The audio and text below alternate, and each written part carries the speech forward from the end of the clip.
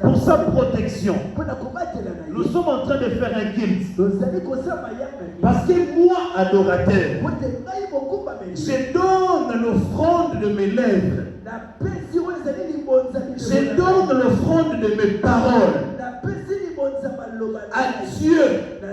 Parce que je reconnais qu'il est mon Dieu et que c'est lui qui me fait du bien. En ce moment-là, mon adoration devient un culte. Parce que ça crée un rapport entre un être et une divinité. Là, c'est un culte. Et ce culte repose sur une offrande. Les paroles d'adoration, les paroles de louange, l'expression de mes lèvres constitue une offrande que je donne à Dieu. Raison pour laquelle je pense que le dernier album solo de Papa Alain Moloto, c'était quoi? Le fruit de mes lèvres. Oui, le fruit de mes lèvres. Mes paroles sont un culte. Raison pour laquelle le pasteur Atoms a fait un album intitulé Le culte.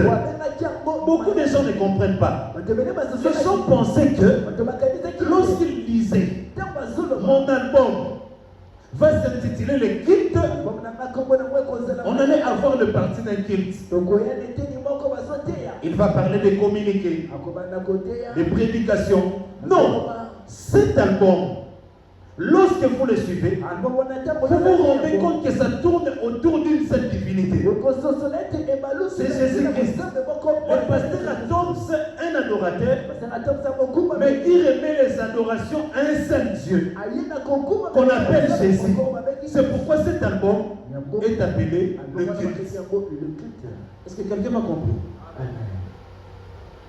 Et dans le culte, l'adorateur présente toujours une offrande à l'adorer. Si je chante, c'est une offrande que je donne à Dieu. L'offrande de mes lèvres. Si je dépose l'argent dans le panier, c'est une offrande que je donne par rapport au culte que je dédie à Dieu. Si je gêne, je donne mon corps comme une offrande de sainteté à Dieu pour que par mon corps Dieu soit glorifié. Ça c'est un culte. Raison pour laquelle en réalité la vie d'un chrétien, toute la vie d'un chrétien, c'est un culte parce que c'est une vie consacrée à se conformer pour donner gloire à Dieu.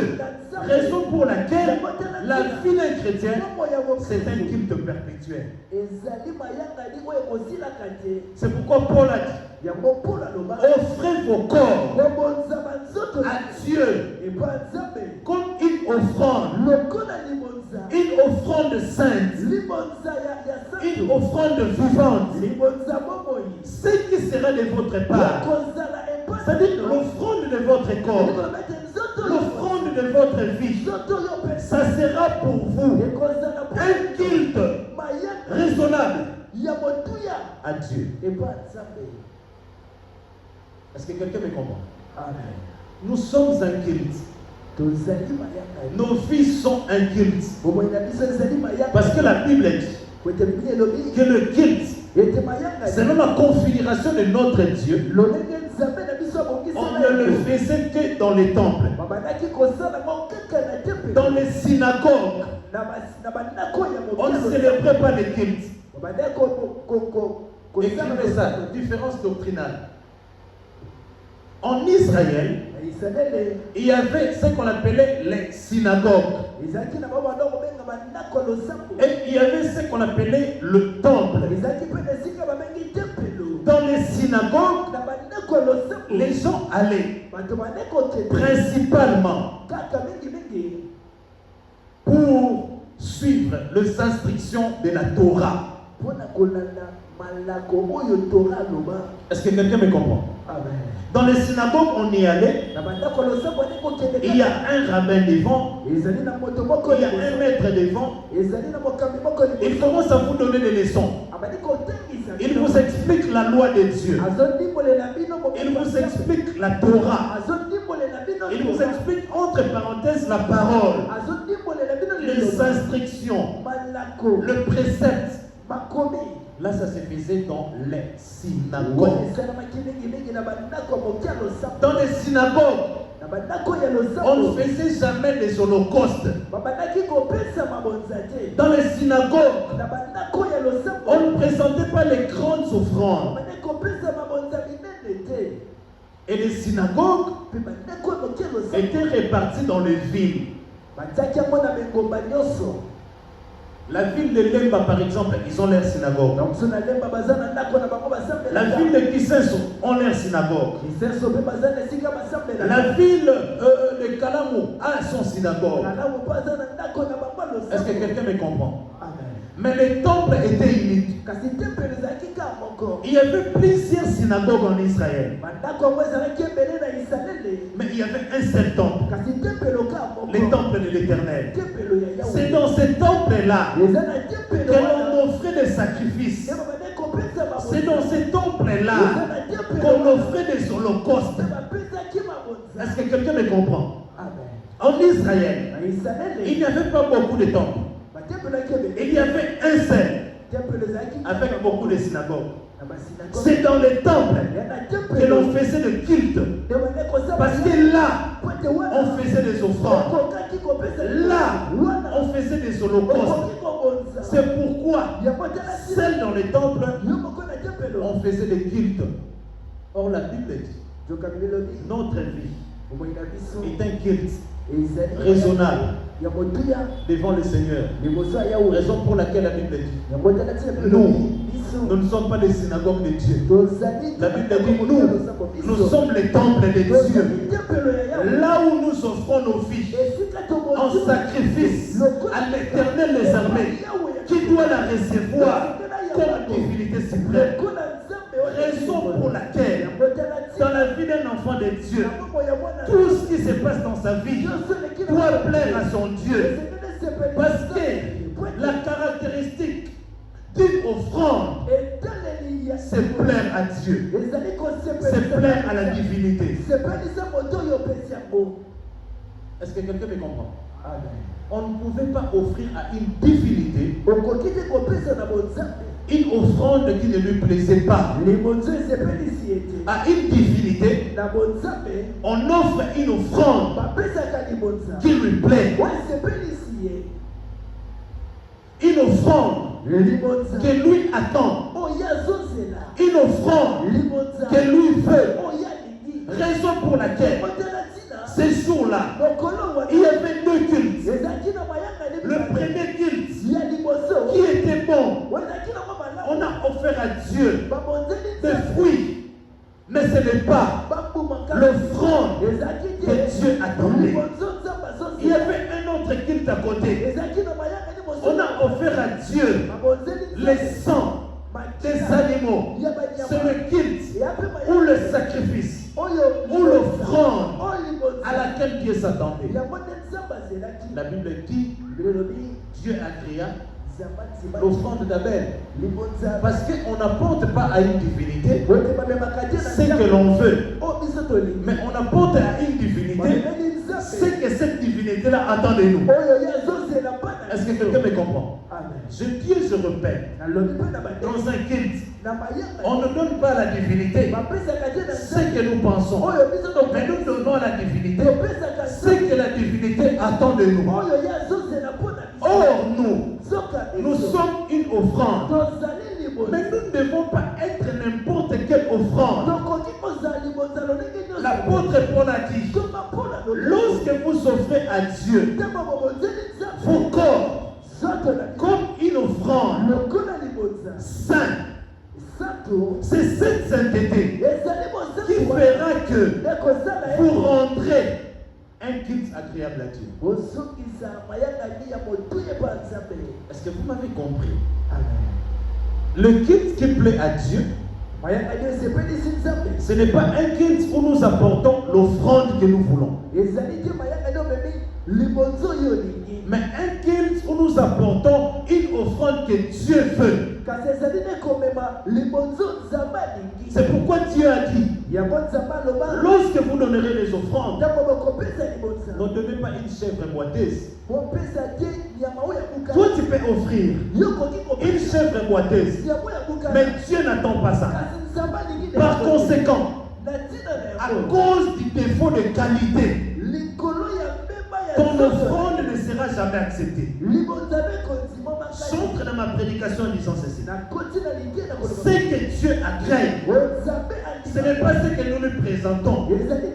Ce que Dieu agrée, c'est ce que lui, il veut voir dans notre offrande que nous lui présentons. Ce que Dieu agrée, ce n'est pas que tu lui donnes ta vie, mais ce que Dieu agrée, c'est que tu lui donnes une vie de sainteté. Il y a une différence entre donner à Dieu sa vie et donner à Dieu une vie de sainteté. Il y a des gens qui viennent à l'église, il a donné sa vie. Il y a des gens qui donnent des offrandes, il a donné sa vie. Mais est-ce que cette offrande-là, est-ce qu'elle est sainte? Lorsque Osée va travailler, il donne à Dieu une offrande. Dieu va voir la nature de cette offrande. Dieu va voir la qualité de l'offrande. C'est la qualité de l'offrande qui détermine l'agrément de l'offrande. Je dis et je répète, c'est la qualité de l'offrande qui détermine l'agrément de l'offrande. Lorsque Caïn a présenté des fruits, c'était une offrande. Mais cette offrande n'était pas qualifiée pour sauver l'homme. Mais lorsque Abel a présenté les sangs, c'était aussi une offrande. Mais une offrande que Dieu attendait. Ce que Dieu attend de toi, ce n'est pas l'argent, mais de l'argent saint.